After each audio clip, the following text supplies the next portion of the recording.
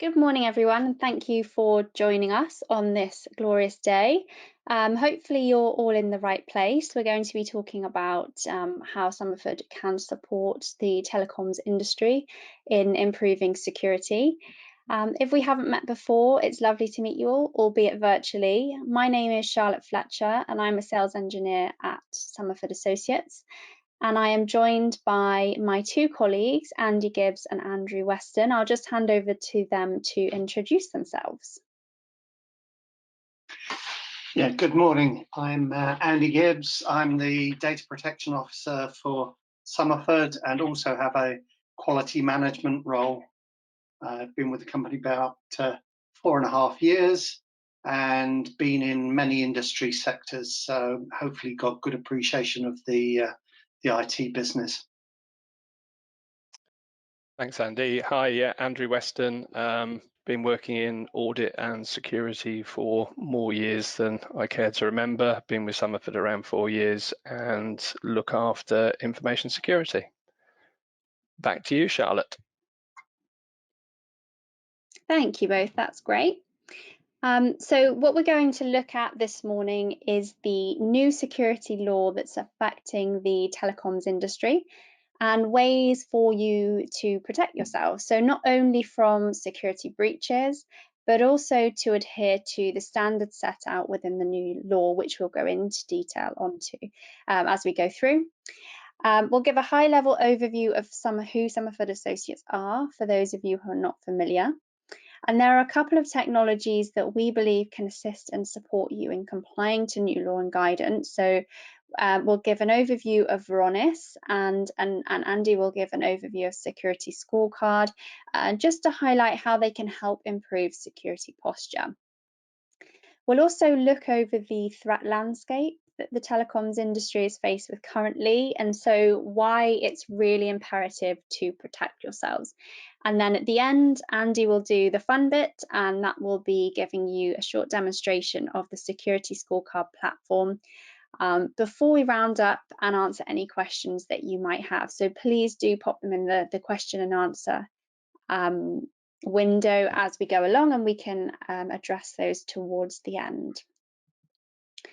So the bottom line is that the government want to incentivise better security practices of UK telecoms providers. And ultimately, they want to limit the damage of any breaches if they are to happen, which, if we're honest, is highly probable given the number of breaches we're seeing currently across all different sectors.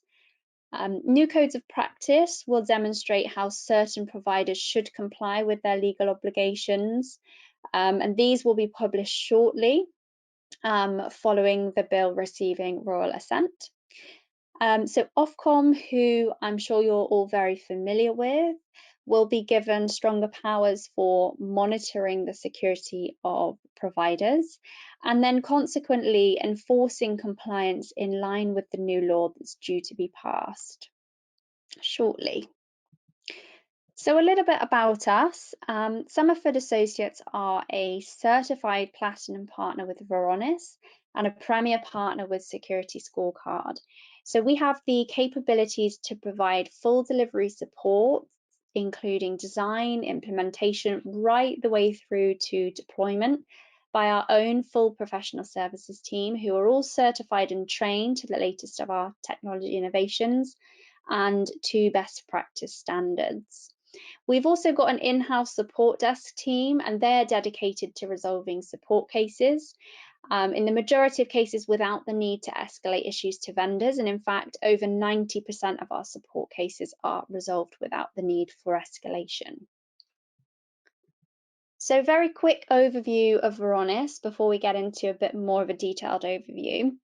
The Varonis Data Security Platform provides a maturity journey that looks to detect threats, prevent them, and sustain a strong security posture moving forward. So this is done by firstly classifying data, so understanding what data you hold within your environment, the type of data that you hold, and therefore what's the most sensitive, what needs to be protected. Then it's going to be understanding the user behavior around this data, and locking it down, so working towards a least privilege model and automating that to work towards a secure state. So I will go into a little bit more detail as to how as we go along. So it's important to be aware of the threat landscape that the telecoms industry is faced with at the moment.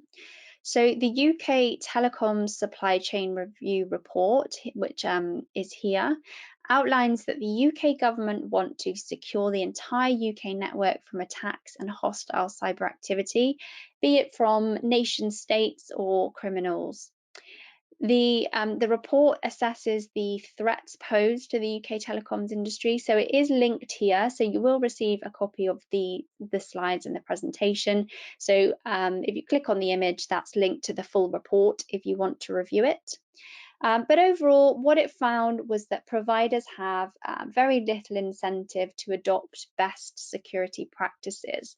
So the new law aims to protect the UK networks essentially. And the new security framework, it has three key components that I've listed out here.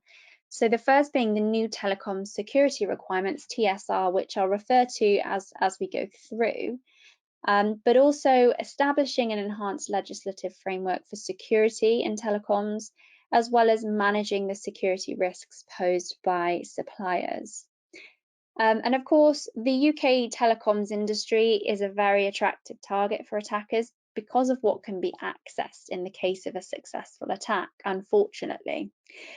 And we're all aware of previous attacks on this sector as well as other sectors as well, which have included architectural weaknesses, allowing the attackers to exploit. But as well as architecture and a weakness in that area, attackers can also take advantage of, let's say, service equipment or operational processes.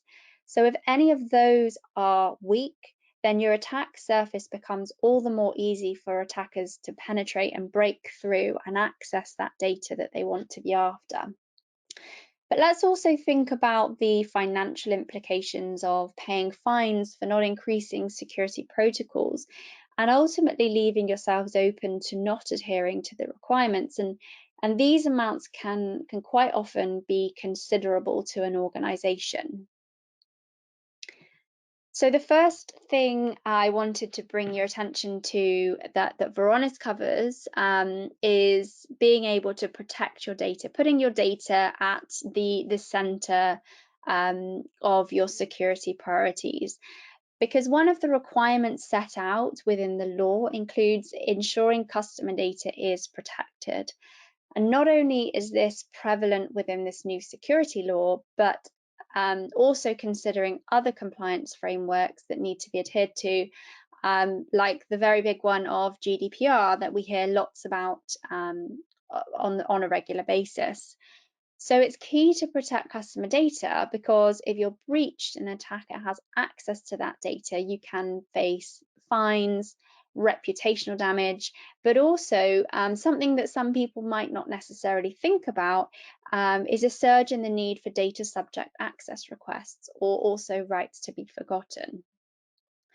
Now, the Telecoms Security Framework, Requirements Framework, so that TSR that I mentioned before, it highlights and states that it specifically wants providers to ensure the confidentiality of data, the integrity and authenticity of networks, systems, communications, and sent, received, or stored data, and the protection of networks and services from unauthorized access or interference.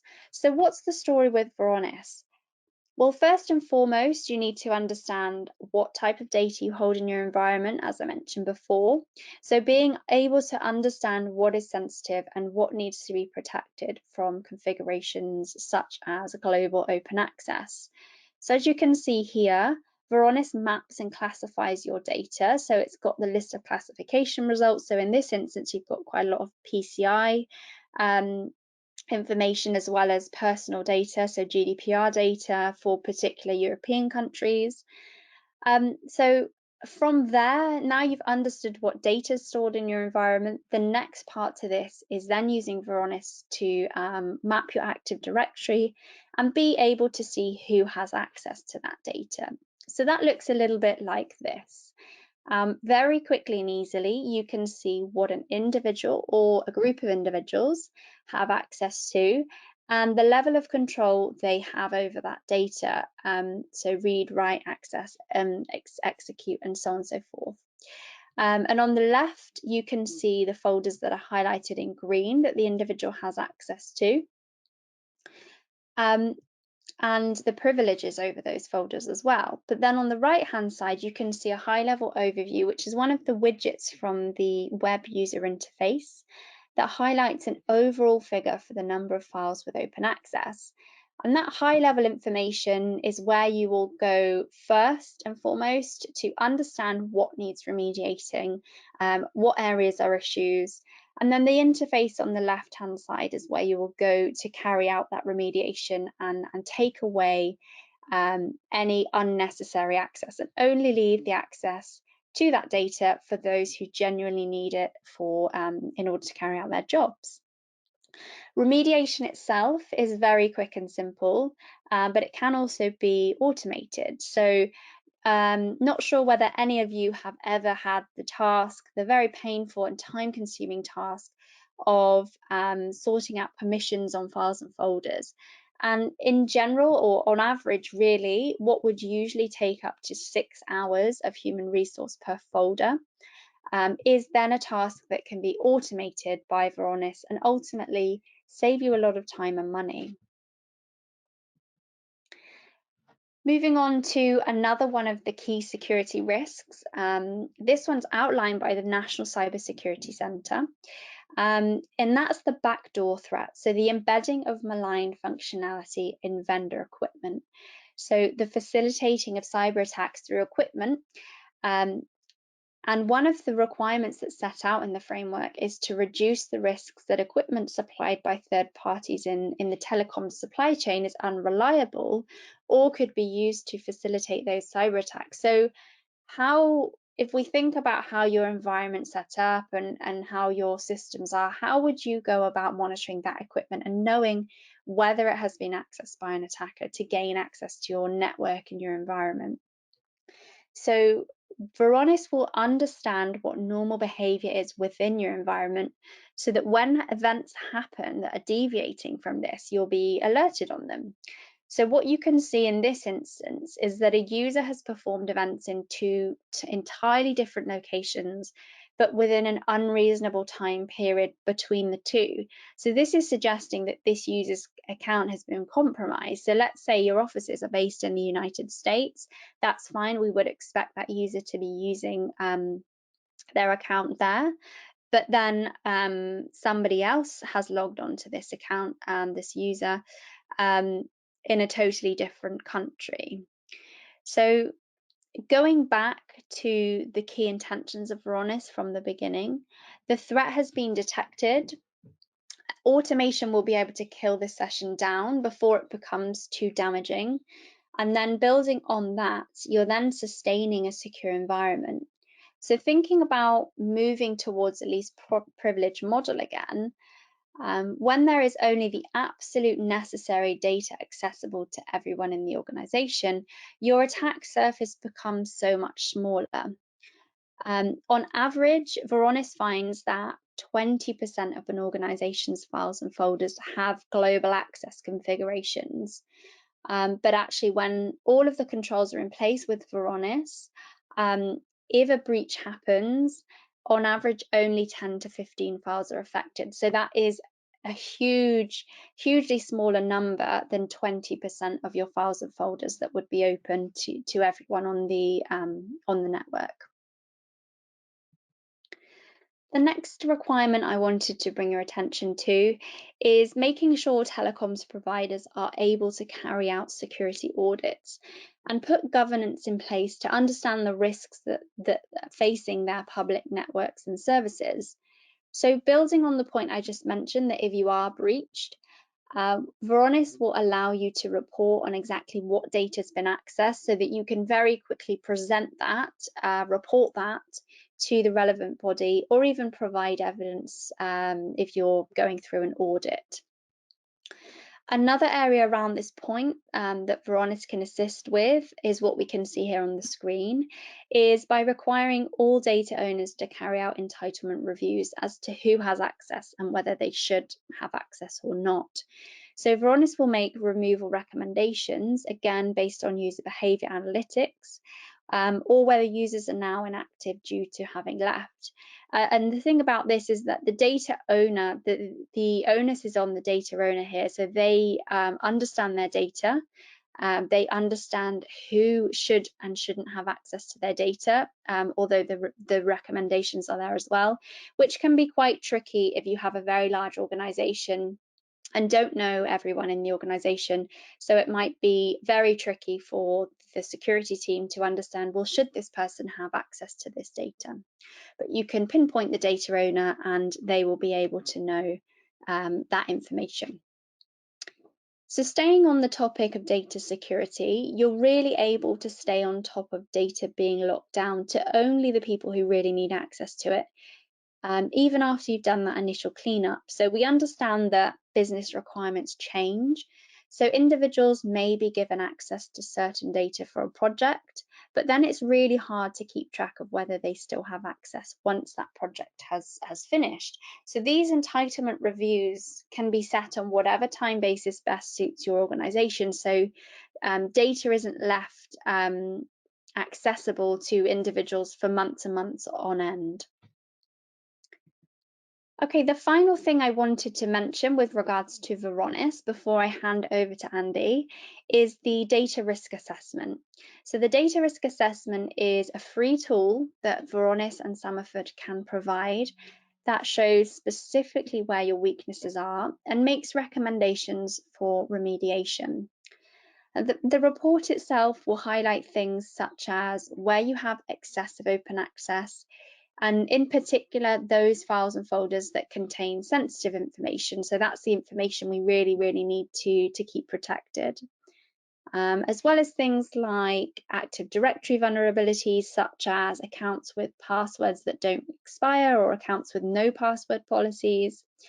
And then all of this is coupled with statistics so that you can really gauge the severity of the risk within your environment. And depending on where you feel most at risk or what your priority remediations are, depends on the type of risk assessment that you might choose to have. And they range from ransomware preparedness, so ransomware is a big topic at the moment, to cloud readiness, again, a big topic. Lots of organizations are looking to move to the cloud or at least, a hybrid environment. Or even remote work risk assessment. So again, lots of organizations have remote workers currently. As I said, the assessment is an entirely free tool. It just takes 90 minutes of your time to set up and can be run over a period of 30 days. And then during the assessment, as well as having access to the data security platform, you also have access to the incident response team, which is made up of security experts who will work with you to recognize an attack and look to remediate it. So the important thing is the containment of the attack or even the eradication of it, and being able to support you in making suggestions to work against it as well as moving forward. As well as the data risk assessment, it's also worth noting that while you're carrying this out, it's a good idea to layer this with a purple team exercise. So that's really going to show where those gaps lie, what the attackers see from the outside. So purple teaming combines the focused penetration testing of red teaming, so pen testing, with training and education for the blue team, so the defense led by a cybersecurity team, to ultimately improve incident response procedures. So in other words, it's testing your ability to cope with an ethical hack that simulates a real world attack and then coaches you on how to improve. So as I mentioned, you will have access to these slides. So the link at the bottom here will allow you to register for a data risk assessment. So we would love to hear from you. Okay, without further ado, I'm going to hand over to Andy now, who's going to take you through Security Scorecard and our demonstration. Right, well, thank you, Charlotte, and good morning, everybody. So today I'd like to talk to you about managing security risks that your supply chain presents to your organization. and we can look at how Security Scorecard can help you in this process. Your organisation is at the hub of a network of business services which are becoming increasingly dependent upon IT for their delivery. And most organisations, increasing demands for new technology and services are driving you to buy these services as a service, in other words, from a third party. And there are clear business, operational and financial advantages from doing so.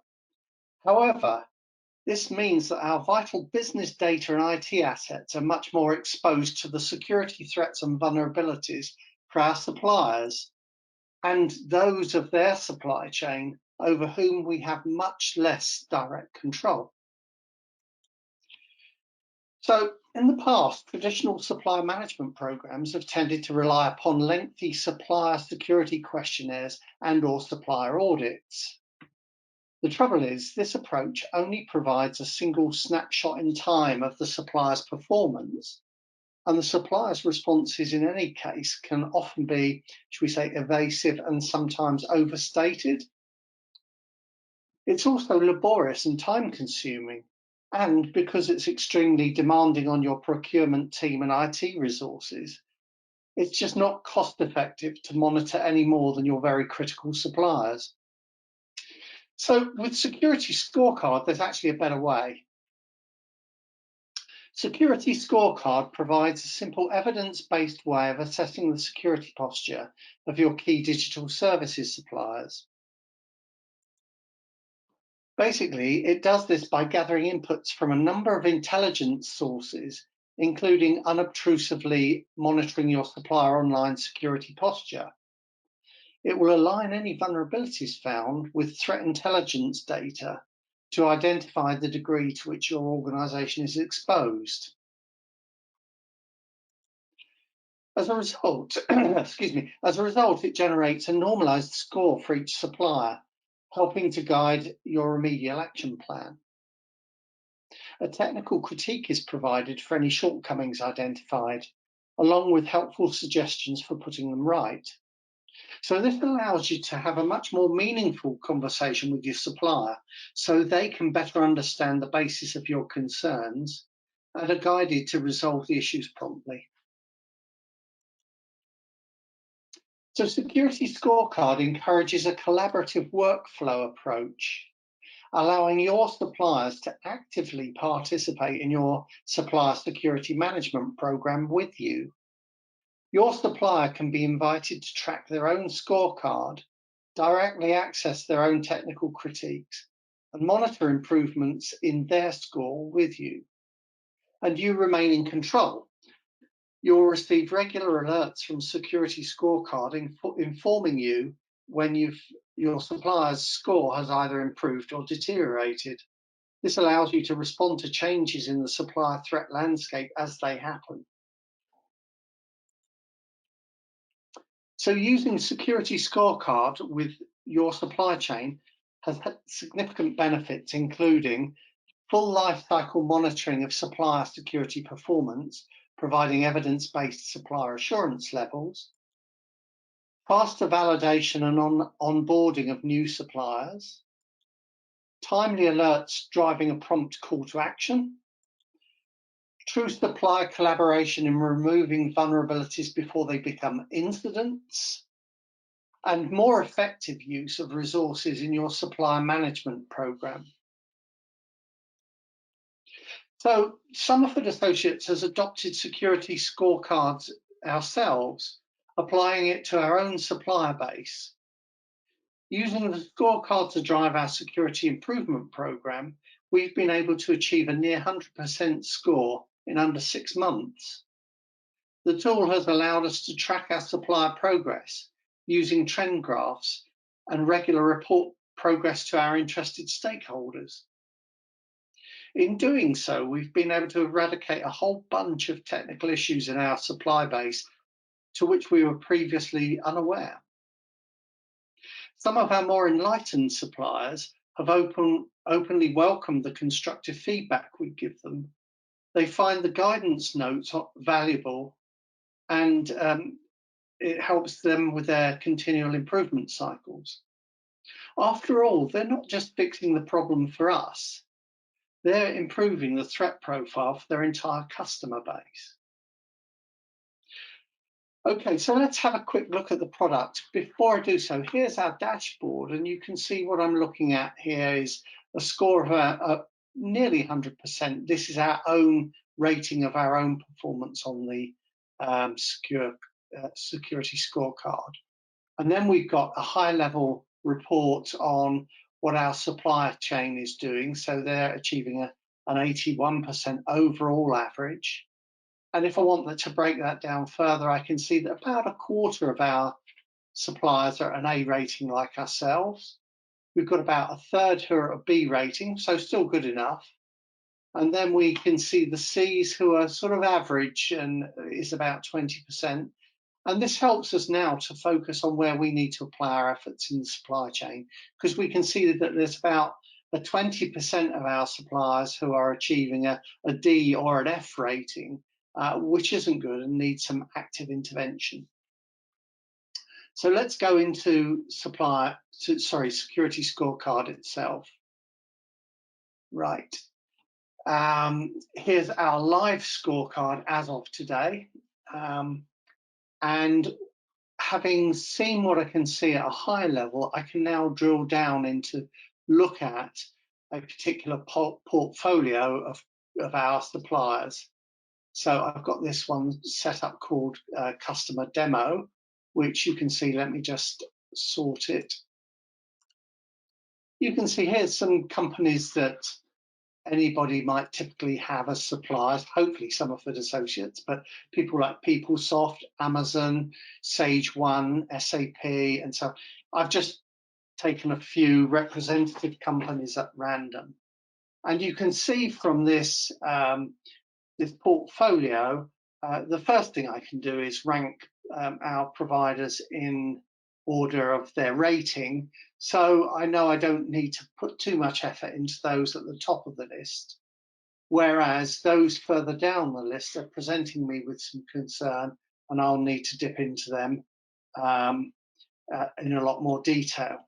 So if I wanted to take one of those in particular, Sage One we use for our financial calculations and tracking. So let's have a look at Sage One. I can drill down now and see what's contributing to that B rating. And I can see already that their network security, DNS health, patching, and so on all seem to be quite good, but they've got a challenge around their application security, which might concern me. So again, I can drill down and see what's contributing to that score. And here we've now got some chapter and verse on the issues that are being presented. So I can go down into any of these issues, and so here's one: website does not implement HSTS best practices. Well, what does that mean? The scorecard is able to give me a description of the problem, what the risk is to our organization, and provide recommendations to us and to our supply organizations on what they need to do about it. And in fact, we can drill down even further to find out exactly what the systems, networks, or components were that generated that analysis for us. So here we can see down at the bottom the exact URL and the final URL that generated us that report. So we can share this either directly or as a report to this particular organization. And you can see that up here we've got the option to generate a report or to invite the supplier to actively contribute and participate in our risk management program. And if they accept our invitation, what it will do is provide them with the information relevant to them to help them address the issues that we found and that the system is finding. And as they correct them and remediate issues, then that gets reflected directly back to us in the score. So in this way, we can break down a lot of the sending out of questionnaires and seeking monthly remedial reports, etc., etc. It's live, it's working in real time, it's truly collaborative. So there's a lot more detail, a lot more features we can talk to you about with Scorecard.